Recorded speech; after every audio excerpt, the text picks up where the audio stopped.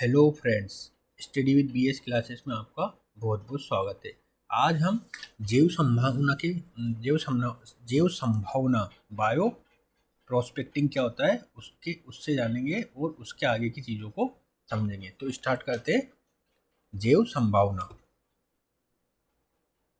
इसका अर्थ है जैव विविधता और देशज ज्ञान के आधार पर प्रकृति से ऐसे यौगिकों को प्राप्त करना जो मानव उपयोगी है और जिसका व्यावसायिक उपयोग किया जा सकता है। जैव संभावना पेड़ पौधों, कीटों, कवकों, शैवालों तथा सूक्ष्म जीवों के संदर्भ में किया जाता है। भारत जैव विविधता से परिपूर्ण है तथा भारत का देशज ज्ञान अत्यंत समृद्ध है, लेकिन जैव विविधता का अधिकांश भाग अभी भी जैव संभावना के स्तर पर अज्ञात है।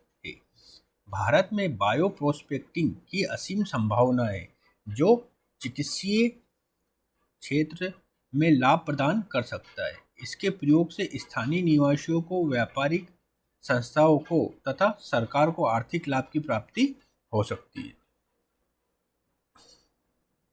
नेक्स्ट आता है हमारा बायो पायरेसी, जिसे जैव नकल कहते हैं। किसी विदेशी कंपनी के द्वारा किसी देश के अनुमति के बिना उस देश के जैविक संसाधनों का प्रयोग व्यावसायिक उद्देश्य के लिए करना तथा उस देश को क्षतिपूर्वक भुगतान नहीं करना जैव नकल कहलाता है। क्या कहलाता है? बायो पायरेसी कहलाता है। इसमें किसी अन्य देश के द्वारा स्थानीय जैविक संसाधनों से संबंधित अनैतिक पेटेंट प्राप्त किए जाते हैं। जैसे 1995 में एक अमेरिकी संस्थान ने नीम के कवक रोधी गुणों के संदर्भ में पेटेंट लेने का प्रयास किया। हल्दी के एंटीसेप्टिक गुणों के संदर्भ में भी यह प्रयास किया गया। हाल ही में बासमती चावल के संकर प्रजाति पर पेटेंट का प्रयास किया गया। किसके द्वारा? अमेरिका के द्वारा। जैव नकल का मुख्य कारण विकसित देशों का आर्थिक व तकनीकी रूप से संपन्न होना तथा अन्य देशों का तकनीकी और पूंजी की कमी से ग्रसित होना है, जिसके कारण ये देश अपनी जैव विविधता का व्यावसायिक उपयोग नहीं कर पाते हैं तथा विकसित देशों के जैव नकल और अनैतिक पेटेंट के शिकार हो जाते हैं। 2001 में एक लाइब्रेरी बनी थी जिसे TKDL लाइब्रेरी कहते हैं, ट्रेडिशनल नॉलेज डिजिटल लाइब्रेरी। इसकी स्थापना 2001 में CSIR और आयुष मंत्रालय के द्वारा किया गया था। इस डिजिटल लाइब्रेरी में भारत की जैव विविधता, परंपरागत ज्ञान, देशज ज्ञान से संबंधित आंकड़ों और सूचनाएं प्रकाशित की जाती है, जिसका उद्देश्य इन्हें जैव नकल और अनैतिक पेटेंट प्रयासों से बचाना है। इस डिजिटल लाइब्रेरी में भारत के प्राचीन ज्ञान को कई विदेशी भाषाओं में प्रकाशित किया जाता है, ताकि विदेशी कंपनियों द्वारा जैव नकल प्रयास को रोक लगे। अब इस पर अब तक 20 लाख से ज़्यादा औषधीय महत्व के प्राचीन ज्ञान को प्रकाशित किया जा चुका है।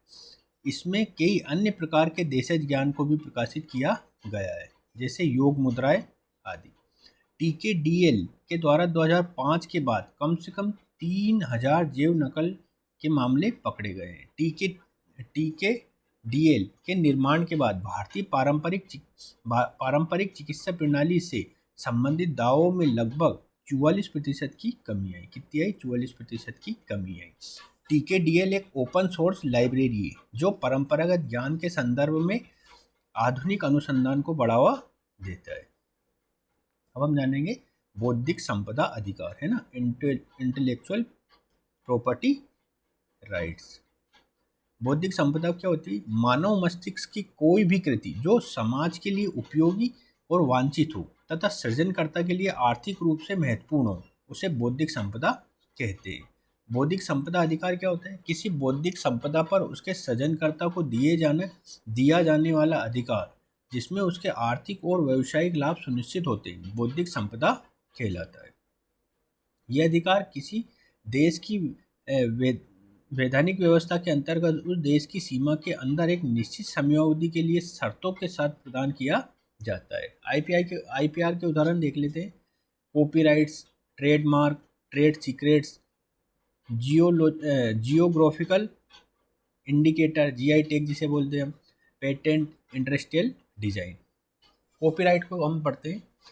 कॉपीराइट क्या होता है? साहित्य, शिक्षा और कला के क्षेत्र में मौलिक कृतियों पर दिए जाने वाला अधिकार कॉपीराइट कहलाता है, जैसे किताब, फिल्म, संगीत आदि। इसकी अवधि सृजनकर्ता के जीवन काल और उसकी मृत्यु के 60 वर्षों तक होती है। कब तक होती है? 60 वर्षों तक होती है। 1886 में बर्न की संधि कॉपीराइट की पहली अंतर्राष्ट्रीय संधि थी। भारत में कॉपीराइट की व्यवस्था भारतीय कॉपीराइट अधिनियम 1957 के अंतर्गत संचालित होती है। अगस्त 2012 में 3 प्रकाशकों ऑक्सफोर्ड, कैम्ब्रिज और फ्रांसिस एंड टेलर ने दिल्ली विश्वविद्यालय स्थित रामेश्वरी फोटोकॉपी सर्विसेज पर कॉपीराइट उल्लंघन की याचिका दायर की, जिसमें रामेश्वरी फोटोकॉपी के द्वारा बेचे जाने वाले कोर्स पैक पर सवाल उठाए गए। इन प्रकाशकों ने अपने किताबों के फोटोकॉपी करना और उसे विद्यार्थियों तक पहुंचाना जैसे कार्यों को अपने व्यावसायिक हितों के प्रतिकूल माना। इस याचिका पर अपना निर्णय सुनाते हुए दिल्ली हाईकोर्ट ने कहा कि कॉपीराइट एक ऐसा वैधानिक अधिकार है जो कुछ शर्तों के साथ लागू होता है। शैक्षणिक उद्देश्य पुनरुत्पादन की धारा 52 सबक्लोज 1 के अधीन कॉपीराइट मतलब जो होता है इसके अधीन ये इस तरह की प्रक्रिया छूट के अधीन है। इस आधार पर दिल्ली हाईकोर्ट ने प्रकाशकों की याचिका खारिज कर दी। ट्रेडमार्क क्या होता है? किसी व्यापारिक या व्यावसायिक संस्था, सेवा या उत्पाद के नाम, लोगो, नाम के साथ जुड़ी कला या स्लोगन आदि को ट्रेडमार्क के द्वारा सुरक्षित किया जाता है ताकि उसका प्रयोग एक ही संस्था के द्वारा किया जाए। भारत में ट्रेडमार्क की व्यवस्था भारतीय ट्रेडमार्क अधिनियम 1999 के अंतर्गत लागू होते हैं। ट्रेड सीक्रेट क्या होता है? यह किसी उत्पादन की प्रक्रिया में किसी विशिष्ट पदार्थ के मिश्रण से किया जाने वाला परिवर्तन है, जिसके कारण उत्पाद में कुछ विशिष्ट गुण प्रकट होते हैं और उत्पाद का महत्व बढ़ जाता है। इसे ट्रेड सीक्रेट कहते हैं, जैसे Coca Cola, KFC। Industrial design, इसके द्वारा किसी उत्पाद के डिजाइन को सुरक्षित किया जाता है। इसमें उस उत्पाद के आकार, संरचना, रंग और विमाओं को समाहित किया जाता है। जियोग्राफिकल इंडिकेटर क्या होता है? कोई प्राकृतिक या मानव निर्मित उत्पाद जिसकी विशिष्टता किसी स्थान विशेष के भौगोलिक स्थिति तथा विशिष्ट परंपरागत प्रक्रिया के कारण है, उसे GI के द्वारा सुरक्षित किया जाता है। GI टैग या GI अधिकार सामूहिक स्तर पर दिए जाते हैं।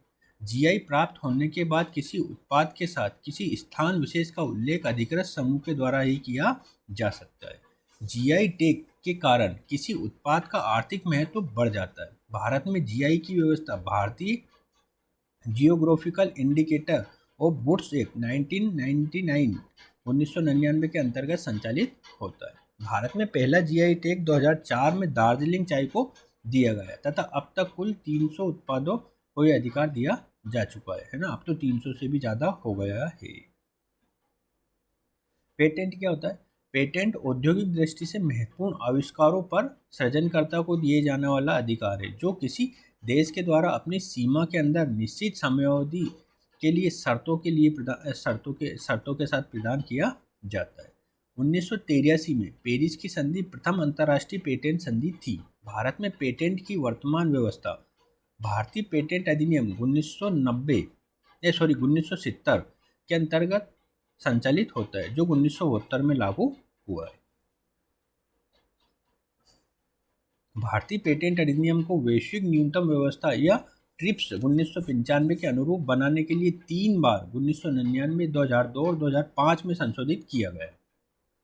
इसके अंतिम संशोधन के बाद भारतीय पेटेंट व्यवस्था अंतर्राष्ट्रीय मानक अथवा ट्रिप्स के अनुरूप है। भारत की 1970 की पेटेंट व्यवस्था कैसी? भारतीय पेटेंट एक्ट 1970 का मूल उद्देश्य पेटेंट की व्यवस्था और सामाजिक आर्थिक आवश्यकताओं के बीच संतुलन स्थापित करना था। इसके मुख्य बिंदु निम्न हैं। इसके अंतर्गत दवा, कृषि रसायन और प्रसंस्कृत खाद्य पदार्थ पर उत्पाद का पेटेंट नहीं दिया जाएगा। इसका पेटेंट नहीं दिया जाएगा। इन श्रेणियों में सिर्फ उत्पादन विधियों पर पेटेंट दिया जाएगा। इन तीनों श्रेणियों में पेटेंट की अधिकतम अवधि 7 वर्ष की होगी। अन्य श्रेणियों में पेटेंट की अवधि 10 से 15 वर्षों की होगी। भारतीय पेटेंट अधिनियम 1970 अपने मूल स्वरूप में 1995 तक लागू रहा और इस दौरान कई सकारात्मक परिणाम सामने आए हैं, जैसे भारतीय उद्योगों को फायदा मिला तथा टीबी, टेलीफोन, घरेलू उपकरण जैसे क्षेत्रों में भारतीय कंपनियां स्थापित हुई। भारतीय दवा उद्योग तेजी से विकसित हुआ तथा 2 दशकों से भारतीय कंपनियों प्रधानतापूर्वक स्थापित हो गई। कई दवाओं की कीमतों में कमी आई और नई आविष्कृत दवाएं भारत में आसानी से उपलब्ध हो गई। भारतीय दवा कंपनियों ने जेनेरिक दवा के उत्पादन और निर्यात के अवसर पैदा किए। कृषि, रसायन और खाद्य प्रसंस्करण के क्षेत्र में ऐसे ही अवसर प्राप्त हुए। भारत में पेटेंट की वर्तमान व्यवस्था ट्रिप्स के न्यूनतम प्रावधान के अनुरूप है, जो 3 संशोधनों के बाद 2005 में लागू हुआ। इसके महत्वपूर्ण बिंदु निम्न हैं। सभी श्रेणियों में पेटेंट की अवधि बढ़ाकर 20 वर्ष कर दी गई। सभी क्षेत्रों में उत्पाद पर पेटेंट देने का प्रावधान लागू किया गया। भारत के पेटेंट अधिनियम की धारा 3 सबक्लोज डी के अंतर्गत बहुराष्ट्रीय कंपनियों के पेटेंट एवरग्रीनिंग प्रवृत्तियों के नियंत्रण का प्रावधान रखा गया। एवरग्रीनिंग का अर्थ है किसी उत्पाद में सामान्य परिवर्तन कर उसे नवाचार का रूप देना है तथा पुनः पेटेंट योग्य बनाना है। इसका मूल उद्देश्य आर्थिक लाभ है। जैसे एक उदाहरण देखते हैं, भारत में नोवार्टिस कंपनी ने कैंसर की दवा ग्लेनिवेक में मामूली परिवर्तन कर उस पर पुनः पेटेंट प्राप्त करने का आवेदन किया, जिसे भारतीय पेटेंट कार्यालय द्वारा खारिज कर दिया गया। इस पर चले न्यायिक विवाद पर भी सुप्रीम कोर्ट ने भी इस एवरग्रीनिंग प्रयास को अमान्य घोषित किया। पेटेंट धारक की नैतिक सामाजिक जिम्मेदारी होगी कि वो पेटेंट प्राप्त उत्पाद को मांग के अनुरूप आवश्यक मात्रा में और वहनीय मूल्य पर उपलब्ध कराए। ऐसा नहीं होने पर पेटेंट सुरक्षित उत्पाद को बढ़ाने का लाइसेंस किसी अन्य कंपनी को दिया जा सकता है। इसे कंपल्सरली लाइसेंसिंग या अनिवार्य लाइसेंसिंग कहते हैं। इस संदर्भ में जर्मनी की कंपनी बेयर की कैंसर की दवा नेक्सावेयर के लिए अनिवार्य लाइसेंस नेक्टो फार्मा नामक कंपनी को दिया गया, जिसके बाद इस दवा का मूल्य 2,40,000 प्रति महीने से घटकर 8,000 प्रति महीने हो गया है ना। इतना अंतर आ गया इससे। एवरग्रीनिंग और कंपल्सरी लाइसेंसिंग अंतर्राष्ट्रीय पेटेंट विवादों के कारक भी है। भारत में दवाओं का मूल्य नियंत्रण कौन करता है? NPPA, national pharmaceutical pricing authority. राष्ट्रीय स्तर पर दवाओं की कीमतों पर नियंत्रण के लिए NPPA, national pharmaceutical pricing authority की स्थापना की गई है। एनपीपीए के द्वारा समय समय पर अत्यावश्यक दवाओं की सूची प्रकाशित की जाती है और इन दवाओं की कीमतों पर DPCO, drug pricing control order के द्वारा नियंत्रण रखा जाता है। इस प्रक्रिया से बाहर के दवाओं की कीमतों में भी 10% प्रतिवर्ष से अधिक की वृद्धि नहीं की जा सकती। मतलब एक साल में अगर 100 रुपये है तो अगले साल उसकी 110 से ज़्यादा प्राइस नहीं होगा, 110 रुपये से ज़्यादा उसका प्राइस नहीं होगा। 10% से ज़्यादा वृद्धि नहीं की जा सकती। अब हम जानेंगे नैनो टेक्नोलॉजी, है ना। नैनो टेक्नोलॉजी के अंदर सबसे पहले हम देखेंगे बेसिक कॉन्सेप्ट, उसके अंतर्गत nano scale, nano science and technology, है ना, सिद्धांत, मेथड, नैनो पदार्थ क्या क्या होते हैं। फिर इसकी एप्लीकेशंस देखेंगे नैनो टेक्नोलॉजी की। इसके अंतर्गत हम हेल्थ के, इन्वायरमेंट, एनर्जी, सुरक्षा, है ना, कृषि, इलेक्ट्रॉनिक्स, टेक्सटाइल, इन क्षेत्रों में इनकी क्या एप्लीकेशन है वो जानेंगे। फिर इसके मुद्दे और चिंताएं देखेंगे, हेल्थ को लेकर, इन्वायरमेंट कंसर्न, आर्थिक, सामाजिक, नैतिक, सुरक्षा से संबंधित। तो भारत में नैनो टेक्नोलॉजी की अभी क्या स्थिति है उसको हम जानेंगे। ठीक है, तो नैनो पदार्थ कौन होते हैं? 1 नैनोमीटर से 100 नैनोमीटर तक के जो कण होते हैं वो नैनो पदार्थ के अंतर्गत रखे जाते हैं, है ना। मतलब 10⁻⁻⁹ का जो पदार्थ होगा वो नैनो पदार्थ कहलाएगा। ठीक है, 1 नैनोमीटर से 100 नैनोमीटर के बीच के आकार के अणुओं और पदार्थ की संरचना को नैनो पैमाने के अंतर्गत माना जाता है। नैनो पैमाने के अंतर्गत अणुओं और पदार्थों के अध्ययन को नैनो विज्ञान कहते हैं। नैनो पैमाने के अंतर्गत पदार्थ अपने मूल गुणधर्म से अलग किसी विशिष्ट गुणधर्म को प्रदर्शित करता है। नैनो पैमाने के अंतर्गत अणुओं और परमाणुओं को व्यवस्थित कर किसी विशिष्ट कार्य क्षमता की प्रणालियों का निर्माण को नैनो तकनीक कहते हैं। इस स्तर पर कार्य करने के लिए अत्याधुनिक उपकरणों की आवश्यकता होती है। जिसके द्वारा नैनो स्तर पर संरचनाओं का विकास किया जाता है। उदाहरण atomic force microscope, scanning tunnelling microscope, है ना। नैनो विज्ञान और तकनीक पदार्थ विज्ञान की वो शाखा है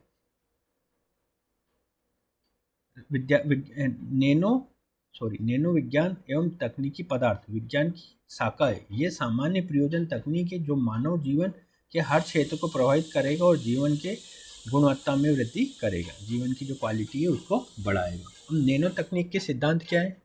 जब किसी पदार्थ को नैनो स्तर पर लाया जाता है तब वो पदार्थ अपने मूल गुणधर्म से अलग नए एवं विशिष्ट गुणधर्म को प्रदर्शित करता है। इसके निम्नलिखित कारण हो सकते हैं। कौन कौन से कारण हो सकते हैं? नैनो स्तर पर पदार्थ का आकार इतना छोटा होता है कि उस पर परंपरागत भौतिकी के नियम लागू नहीं होते।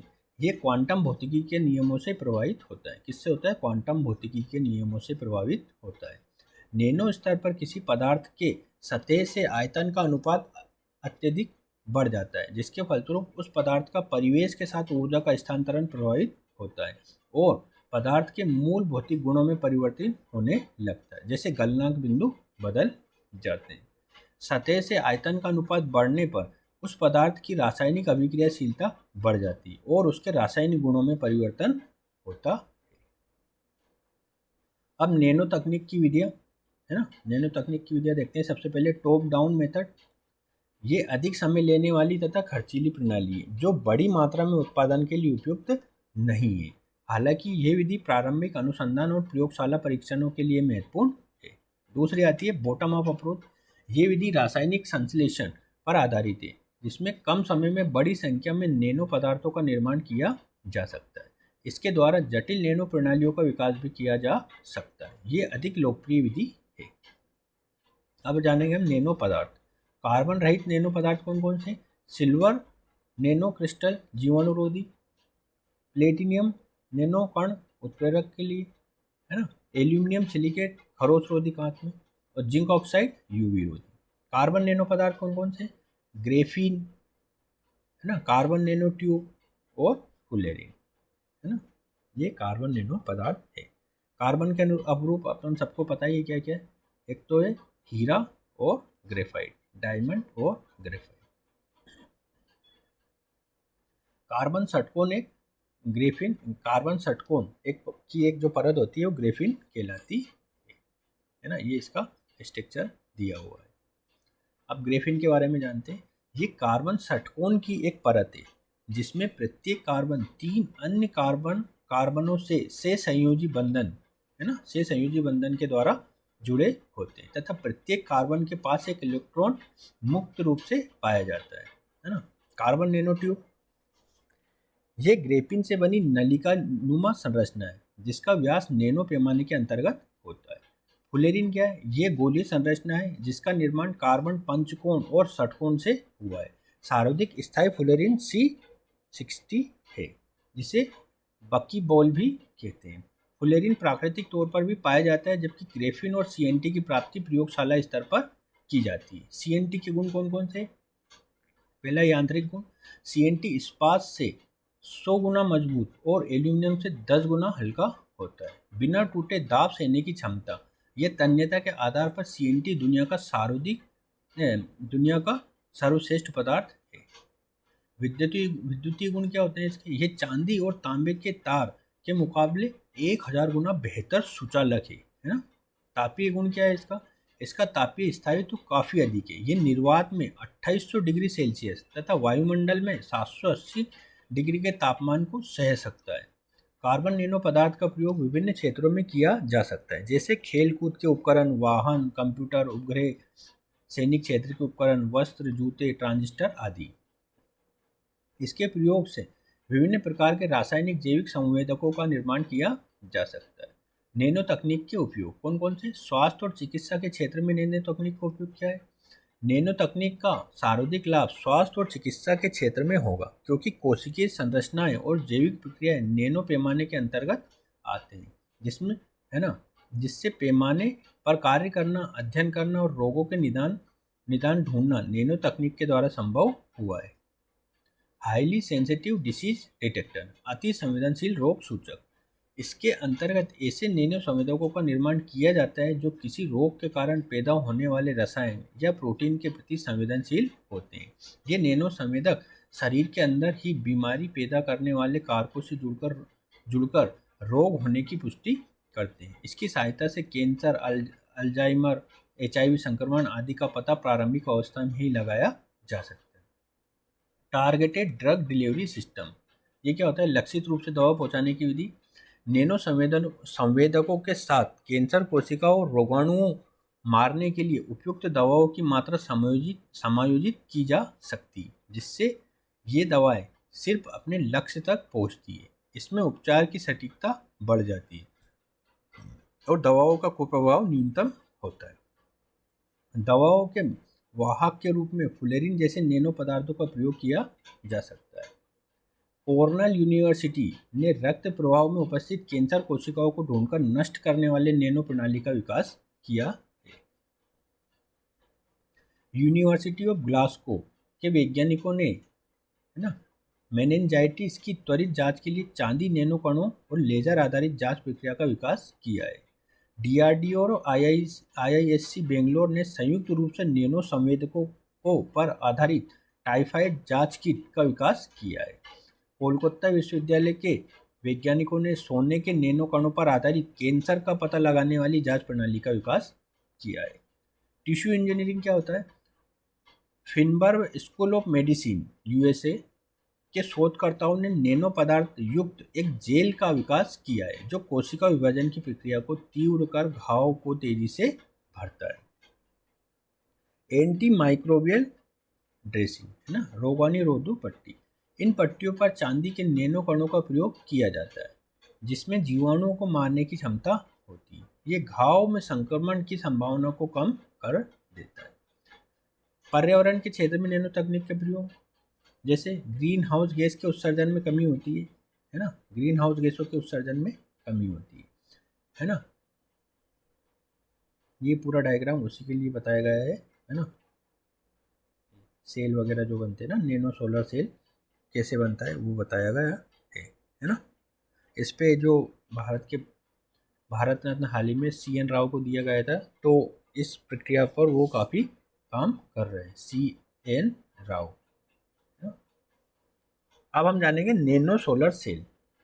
इसमें सिलिकॉन के स्थान पर ग्रेफीन और CNT का प्रयोग किया जाएगा जिसकी निम्नलिखित विशेषताएं होंगी। क्या क्या विशेषताएं होगी? ये साधारण प्रकाश के साथ अवरक्त किरणों को भी विद्युत ऊर्जा में बदल सकता है। इसमें ग्रेफीन की पतली परत का उपयोग किया जाएगा जिसे चादर की तरह बिछाया जा सकता है या पेंट की तरह दीवारों पर लगाया जा सकता है। इसकी चालकता का गुण अधिक और प्रतिरोध का मान कम होने के कारण इसकी ऊर्जा दक्षता अत्यधिक होगी। फ्यूल सेल, है ना, जिसे ईंधन हम कहते हैं। ये जल के अपघटन के द्वारा हाइड्रोजन और ऑक्सीजन को प्राप्त कर संग्रहित कर लेता है। इस प्रक्रिया की ऊर्जा मांग को पूरा करने के लिए इसमें उत्प्रेरक के रूप में प्लेटिनम का प्रयोग किया जाता है। ईंधन सेल सोलर सेल से अतिरिक्त ऊर्जा प्राप्त कर ईंधन के रूप में हाइड्रोजन को संग्रहित कर लेता है। रात के समय हाइड्रोजन के ऑक्सीकरण से ऊर्जा की प्राप्ति की जा सकती है। नैनो सोलर सेल और फ्यूल सेल संयोजन के द्वारा दिन रात सतत रूप से ऊर्जा की प्राप्ति संभव होगी जिससे किसी प्रकार के हानिकारक गैसों का उत्सर्जन नहीं होगा। प्रदूषण की सफाई, नैनो तकनीक पर आधारित रासायनिक संवेदकों के द्वारा पर्यावरण में मौजूद खतरनाक रसायनों और प्रदूषकों की पहचान कर हटाया जा सकता है। इसका पुनर्उपयोग किया जा सकता है। फ्लोरिडा विश्वविद्यालय के शोधकर्ताओं ने पारा प्रदूषक को हटाने के लिए नैनो संवेदकों का विकास किया है। नदियों की सफाई, IISc बेंगलोर के वैज्ञानिकों ने सेरियम ऑक्साइड और सिल्वर साल्ट से बने नैनो चिप्स का विकास किया है जो नदियों में उपस्थित हानिकारक रसायनों और जीवाणुओं को नष्ट कर सकते हैं। इसका परीक्षण महानदी में किया गया है जिसके परिणाम उत्साहवर्धक रहे हैं। इलाहाबाद विश्वविद्यालय के भौतिक विज्ञान ने टाइटेनियम फेराइड नैनो कणों के प्रयोग से जल राशियों को शुद्ध करने की प्रणाली का विकास किया है। DRDO ने शुद्ध पेयजल की प्राप्ति के लिए सिल्वर नैनो क्रिस्टल और नैनो चुंबकीय पदार्थ पर आधारित फिल्टर का विकास किया है जो जल में उपस्थित सूक्ष्म प्रदूषकों और जैविक कारकों को छानकर अलग करता है। ऊर्जा के क्षेत्र में नैनो तकनीक जैसे nano solar cell, fuel cell, है ना, nano solar cell, fuel cell. Nano zeolite क्या होता है? जियोलाइट प्राकृतिक तौर पर पाई जाने वाली अकार्बनिक छिद्र युक्त पदार्थ है, जिसके द्वारा खनिज तेल के विघटन से शुद्ध और अधिक पेट्रोल की प्राप्ति की जा सकती है। प्रकृति में इसकी मात्रा कम होने के कारण नैनो तकनीक के द्वारा नैनो जियोलाइट का विकास किया गया है, जिसके प्रयोग से खनिज तेलों का शोधन कर खनिज तेल भंडार को कुछ अधिक समय तक उपयोग में लाया जा सकता है। सुरक्षा के क्षेत्र में नैनो तकनीक, नैनो बायो डिटेक्शन स्कीम, इसके तहत ऐसे जैविक संवेदकों का विकास किया गया है जो जैव आतंकवाद के हमले को पहचान कर चेतावनी जारी कर सकता है तथा प्रभावित क्षेत्र को हमले से मुक्त कर सकता है। जैसे अमेरिका के कई शहरों के जल वितरण प्रणाली में नैनो संवेदकों के द्वारा जल की गुणवत्ता जांच की जा सकती है। नागरिक सुरक्षा में नैनो तकनीक, इसके तहत नैनो तकनीक पर आधारित जैविक और रासायनिक संवेदकों को एयरपोर्ट, रेलवे स्टेशन तथा अन्य सार्वजनिक स्थानों पर लगाया जाता है, जो खतरनाक बदलाव या स्थिति से सावधान करते हैं। सैनिक क्षेत्र में नैनो तकनीक, है ना, यूएसए के द्वारा 2003 में ISN institute for soldier nano techniques, है ना, institute for solar nano techniques की स्थापना की गई, जिसका उद्देश्य सैनिक क्षेत्र में विभिन्न वस्तुओं के उत्पादन में नैनो पदार्थ का उपयोग करना है, जैसे बुलेट प्रूफ जैकेट, नैनो वस्त्र, सुरक्षा वस्त्र, दवाएं इत्यादि। भारत में डीआरडीओ के द्वारा सैनिक क्षेत्र में नैनो तकनीक से संबंधित अनुसंधान किए जा रहे हैं।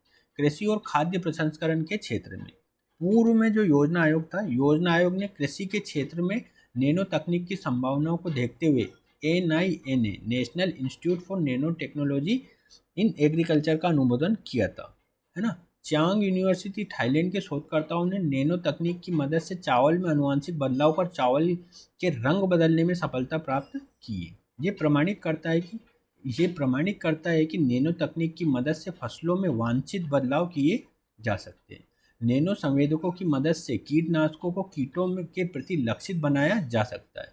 इससे कीटों का प्रबंधन बेहतर होगा, कीटनाशकों का प्रयोग कम होगा और पर्यावरणीय सुरक्षा को बल मिलेगा। नैनो संवेदकों के प्रयोग से फसलों की उर्वरक ग्राह्यता बढ़ाई जा सकती है, जो बेहतर उत्पादन में मददगार हो सकता है। नैनो तकनीक के द्वारा खाद्य उत्पादों की पैकिंग के लिए नैनो मेम्ब्रेन का विकास किया गया है, जिसमें फल और सब्जियां अधिक समय तक ताजी रहती हैं। ये जीवाणु और कवकों के प्रवेश को रोकता है, लेकिन वायु के आदान प्रदान को बनाए रखता है। इलेक्ट्रॉनिक और आईटी के क्षेत्र में नैनो तकनीक, सैमसंग कंपनी ने प्रयोगशाला स्तर पर लचीले और मोड़ने योग्य टच स्क्रीन डिस्प्ले का निर्माण किया है। ग्रेफीन के प्रयोग से ऐसे उपकरणों का विकास किया जा सकता है। IBM कंपनी ने ग्रेफीन आधारित ट्रांजिस्टर का विकास किया है, जो सामान्य सिलिकॉन ट्रांजिस्टर से 4 गुना तेज है। सामान्य बहुलक में ग्रेफीन अथवा CNT को मिलाकर उसे मजबूत सुचालक में बदला जा सकता है, जिसका प्रयोग इलेक्ट्रॉनिक यंत्रों के निर्माण और विद्युत परिपथ में किया जाएगा। ग्रेफीन और CNT का प्रयोग सोलर सेल के विकास में किया जा सकता है, जिसका प्रयोग सामान्य ऊर्जा संदर्भों के साथ उपग्रह और अंतरिक्ष के क्षेत्रों में भी किया जा सकता है। सेल्फ हीलिंग टेक्सटाइल क्या होता है? नैनो तकनीक के प्रयोग से ऐसे कपड़ों का विकास संभव हुआ है जिसमें सेल्फ हीलिंग की क्षमता होती है। इन कपड़ों का विकास विशिष्ट प्रोटीन फाइबर और नैनो एक्टिव फाइबर के द्वारा किया जाता है। इस संदर्भ में मैक्स प्लांक इंस्टीट्यूट जर्मनी अग्रणी स्तर पर कार्य कर रही है ना। Wrinkle free fabrics and water repellent fabric के विकास में भी नैनो तकनीक का प्रयोग किया जा रहा है। नैनो तकनीक से संबंधित मुद्दे कौन कौन से हैं? स्वास्थ्य संबंधी मुद्दा, नैनो मेडिसिन रक्त मस्तिष्क अवरोध को पार कर मस्तिष्क की प्रक्रियाओं पर नकारात्मक प्रभाव डाल सकता है। केंचुओं पर हुए परीक्षण में इस बात की पुष्टि हुई है। फलस्वरूप अधिकांश नैनो औषधि परीक्षण के दौर में हैं, जहां इनके सुरक्षा मानकों का अध्ययन किया जा रहा है। ऊतक अभियांत्रिकी के द्वारा मानव की संरचना और गुणों में बदलाव किए जा सकते हैं। नैनो बायोटेक्नोलॉजी की मदद से आनुवंशिक स्तर पर बदलाव संभव है, जिससे निम्नलिखित प्रकार की समस्याओं का जन्म हो सकता है। इनका मूल्य अधिक होगा, जिसका लाभ सिर्फ धनी वर्ग ही उठा पाएंगे, जो सामाजिक न्याय के खिलाफ है। इन तकनीक के प्रयोग से धनी व विशिष्ट वर्ग को अधिक शक्तिशाली सुंदर व रोगमुक्त बनाया जा सकता है, जबकि सामान्य वर्ग के व्यक्तियों के गुण सामान्य होंगे। ये सामाजिक स्तर पर विभाजन को जन्म देता है। लगातार कई पीढ़ियों का तक अमानवीय अनुवांशिक परिवर्तन के कारण ट्रांसह्यूमन नामक नई प्रजाति का विकास हो सकता है, जिसके गुण सामान्य मानव से अलग होंगे। पर्यावरण संबंधी मुद्दे कौन कौन से होंगे? नैनो तकनीक सामान्य प्रयोजन तकनीक है, जिसका उपयोग विभिन्न क्षेत्रों में बड़े पैमाने पर किए जाने की संभावना है। इसके फलस्वरूप पारिस्थितिकी तंत्र में नैनो पदार्थ की मात्रा बढ़ जाएगी और ये पारिस्थितिकी तंत्र के विभिन्न घटकों को किस प्रकार प्रभावित करेगा, ये अनुसंधान का विशेष है ना। एरिक ड्रेक्सलर है जो है ना, इसने क्या बताया था, ग्रे गू और ग्रीन गू की इसने संकल्पना दी थी। ये क्या है? ये एरिक ड्रेक्सलर नामक वैज्ञानिक के उदाहरण है, जिसके अनुसार जानबूझकर या गलती से ऐसे नैनो उत्प्रेरक बनाए जा सकते हैं जो सभी जैविक तथा अजैविक, है ना, जैविक मतलब ग्रीन गू और अजैविक मतलब ग्रे गू पदार्थों को परमाणुविक स्तर तक तोड़ सकता है। ऐसी स्थिति में संपूर्ण विश्व का विनाश हो सकता है। सुरक्षा संबंधी मुद्दे क्या है? नैनो हथियार, नैनो जहर और नैनो आतंकवाद नागरिक सुरक्षा के संदर्भ में अत्यंत गंभीर चिंता का विषय है, क्योंकि इससे निपटने के उपाय अब तक अब तक नहीं ढूंढे गए हैं। आर्थिक मुद्दे क्या है? नैनो स्तर पर कार्य करना या नैनो संरचनाओं का निर्माण करना आर्थिक संदर्भ में वहनीय नहीं है, क्योंकि परमाणु स्तर पर रासायनिक बंधन को तोड़ना या जोड़ना अत्यधिक ऊर्जा की मांग करता है, जिससे लागत मूल्य में वृद्धि हो जाती है। असेंबलर और रेप्लिकेटर क्या है? ये भविष्य की ऐसी मशीनें होंगी जो बॉटम अप विधि से परमाणु स्तर पर तत्वों को जोड़कर मानव उपयोग के वस्तुओं का निर्माण करेगी। ऐसी स्थिति में अर्थव्यवस्था में व्यापक परिवर्तन होगा, उत्पाद का महत्व कम हो जाएगा तथा नई अर्थव्यवस्था ऊर्जा और सेवा केंद्रित होंगी। भारत में नैनो तकनीक का विकास 2001 में विज्ञान और प्रौद्योगिकी विभाग के द्वारा NIST nano science and technology initiative की शुरुआत की गई, जिसका उद्देश्य विज्ञान और तकनीक के क्षेत्र में अनुसंधान को बढ़ावा देना है, मूल अनुसंधान को बढ़ावा देना है। इसके अंतर्गत पूरे भारत में नैनो तकनीक के विकास व अनुसंधान के अनुप्रयोग को समर्पित 19 उत्कृष्टता केंद्रों की स्थापना की गई। 2007 में नैनो साइंस टेक्नोलॉजी मिशन की स्थापना की गई। इसकी शुरुआत 2007 में की गई और इसका मूल उद्देश्य नैनो तकनीक से संबंधित अवसंरचनाओं का निर्माण करना, मानव संसाधन को प्रशिक्षित करना, निजी क्षेत्रों को इसमें शामिल करना और अंतर्राष्ट्रीय सहयोग को बढ़ावा देना है। इस दौरान भारत में नैनो तकनीक में कुल 5000 अनुसंधान पत्र प्रकाशित किए गए और कई उपयोगी नैनो पदार्थों को विकसित किया गया, जैसे जल शोधन प्रणाली तथा सिल्वर नैनो क्रिस्टल पर आधारित संक्रमण रोकने वाली पट्टियों का निर्माण। नैनो मिशन को सुचारू रूप से चलाने के लिए नैनो मिशन परिषद की स्थापना की गई, जिसके अध्यक्ष CN राव हैं। 12वीं पंचवर्षीय योजना में NSTM के दूसरे चरण की अनुमति दी गई, है ना। नैनो मिशन के अंतर्गत उठाए गए कदमों से भारत नैनो तकनीक अनुसंधान के स्तर पर विश्व के शीर्ष 5 देशों में से एक है ना। अब कुछ अन्य प्रयास हम आगे वाली वीडियो में देखेंगे, मतलब नैनो तकनीक के स्टडी को हम आगे जारी रखेंगे। तो आज का वीडियो देखने के लिए बहुत बहुत धन्यवाद।